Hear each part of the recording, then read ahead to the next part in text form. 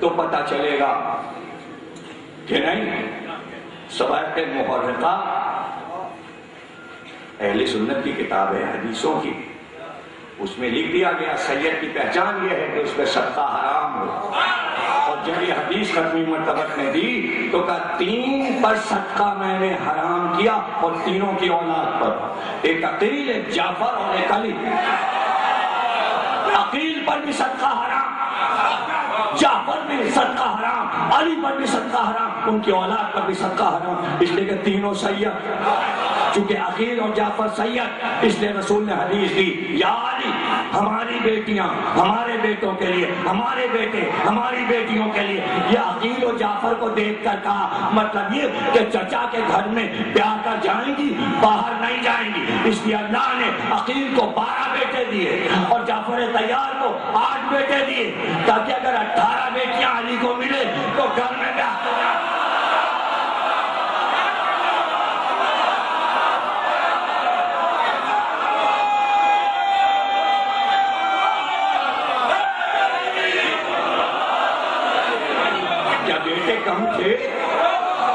بیٹے کم تھے پہلے زمانے میں. ہم نے یہ سنا ہمارے بچپن تک یہ تھا، بچپن تک ہمارے سننے میں دور دور دیہاتوں گاؤں میں آتا تھا رشتے نہیں آ رہے ہیں بچی کے، تو کسی دولت مند بوڑھے نے جس کی عمر 80 برس ہے اس نے 10 برس کی لڑکی کے لیے رشتہ دے دیا.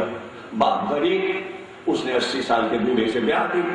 پہلے زمانے میں لڑکیاں بوڑھوں کو بیاہ جاتی تھی، لیکن یہ رسم صرف ہندوؤں میں پائی جاتی ہے، کافروں میں پائی جاتی ہے. جب اسلام آیا تو ایسا کوئی مسئلہ ہمیں نہیں نظر آتا، کوئی کیس ہم نے نہیں دیکھا مدینے میں کہ رسول اللہ کے حکم سے 5 برس کی بچی 70 برس کے بوڑھے کو دے دی گئی ہو. ایسا کبھی نہیں ہوا ہی نہیں. یہ عدل رسول کے خلاف ہے.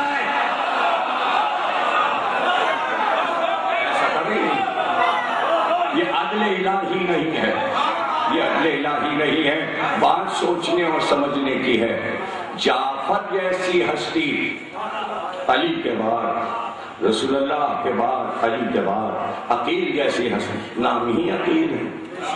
شرف کیا ہے؟ جعفر، لقب طیار، یعنی پرواز کرتے ہیں جنت میں زمرد کے 2 پروں کے ساتھ. رسول اللہ نے ممبر پہ فرمایا میں نے جعفر کو جنت پہ پرواز کرتے دیکھا، اللہ نے انہیں زمرد کے پر عطا کیے ہیں. اسلام کا علمدار علم یا حمزہ کو ملا یا جعفر کو ملا یا علی کو ملا. یہ اسلام کے بڑے بڑے علمدار اور جنہوں نے علم کی حفاظت میں جان دے دی، اس میں سر فہرست جعفر، جنہوں نے اپنے ہاتھ کٹا دیے علم کے لیے.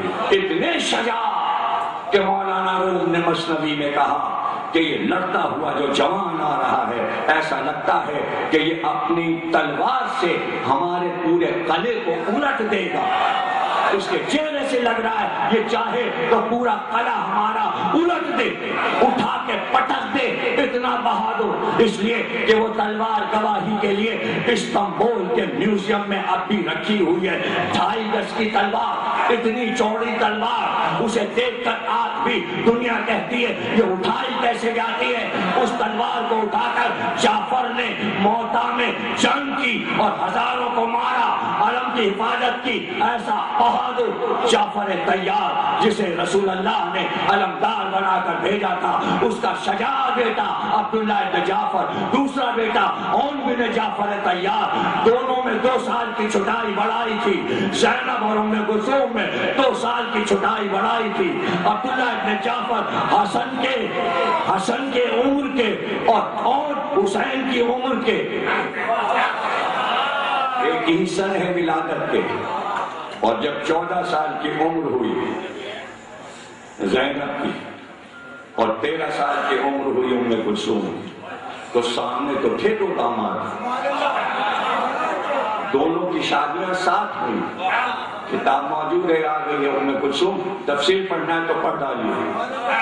پہلی سواری ہے ام کلثوم، تمام ریسرچ ورک اس میں نے پیش کر دیا، ہر پہلو سے گفتگو کی ہے. یہ سیادت والی گفتگو بھی اس میں تفصیل سے ہو گئی. بیاہ پر ایک گھر میں گئے، بڑے گھر کی بیٹیاں بڑے گھر میں جاتی ہیں. اور کائنات میں سیدہ سے بڑا گھر کوئی تھا؟ سیدہ کے گھر سے بڑا گھر کس کا تھا؟ بڑے گھر کی بیٹی تھی سیدہ. اس لیے اللہ نے کہا بڑے گھر میں بیاہ ہو. اور میرے گھر سے بڑا گھر کس کا ہے؟ ابے بڑھ گئے، علی کعبے میں پیدا ہوا تھا، سیدہ رسول کے گھر میں، بڑے گھر سے بڑے گھر میں.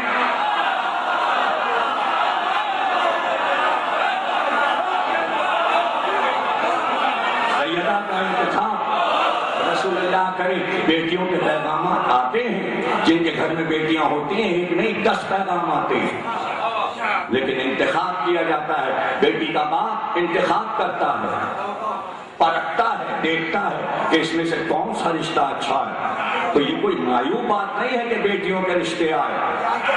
تاریخ بھی عجیب ہے، رشتے آئے تو اس کو شادی ہی بنا دیا. اب یہ تو وقت نہیں ہے، آنے والی تقریروں میں ہم آپ کے سامنے عرض کریں گے کہ کیا ہوا. نسبت ہوئی، بیوی میں ڈال دیا، یا کوئی رشتہ لے کے آ گیا تو لکھ دیا ہاں ہو گئی. یہ کیا بات ہوگی؟ رشتے دینا معیوب بات نہیں، لیکن لڑکی کا باپ دیکھے گا. سیدہ بیوی کے بھی رشتے آئے تھے، لیکن جواب ایک ہی دیا، میں اللہ کے حکم کا منتظر ہوں. بھائی غور کیجئے گا، میرے جملے ضائع نہ کیجئے گا. جس سیدہ کی نسبت شادی، نکاح، ولیمہ سب اللہ کے حکم سے ہوا، کیسے ہو سکتا ہے کہ زینب اور ام کلثوم کی شادی بغیر اللہ کی مرضی کے؟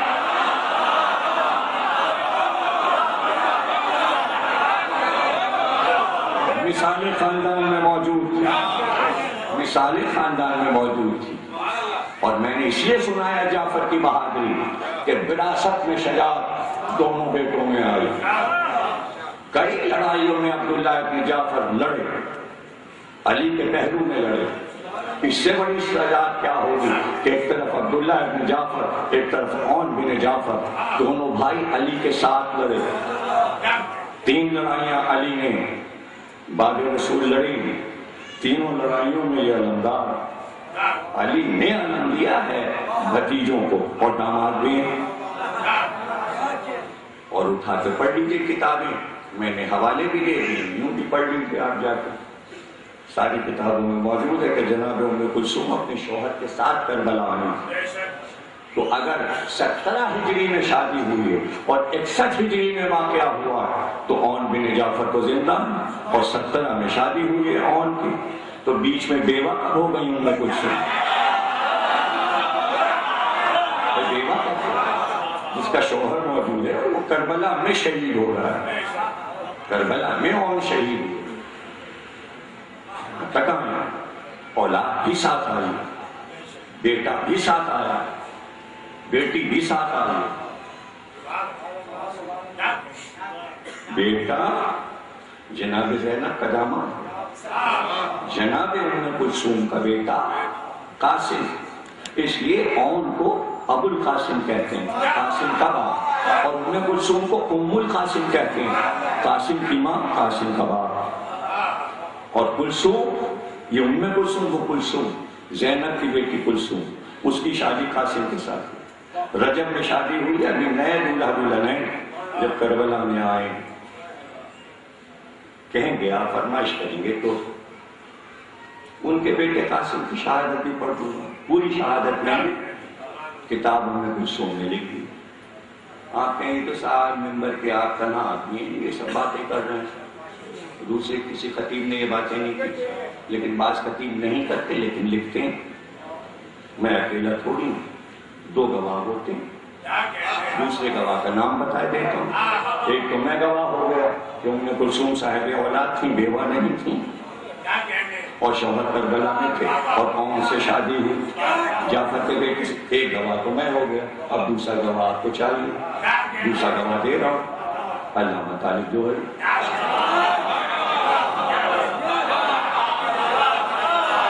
اگر ممبر کا آدمی چاہیے نا، میں بھی ممبر کا آدمی ہو گیا. ان کی کتاب پچھلے سال آئی حدیث کربلا، اٹھا کے پڑھ لیجیے. 23 میں ڈھونڈیے گا عون بن جعفر کہاں لکھا ہے. اسی صفحے پہ جائیے گا، انہوں نے اس کتاب کا حوالہ دے دیا جو اصل کتاب ہے، میں نے اس کا نام نہیں لیا، میں نے شروع علامہ طالبی سے کیا، اب آگے بتا دیتا ہوں پچھلے آیت اللہ نے کہاں کہاں یہ لکھا۔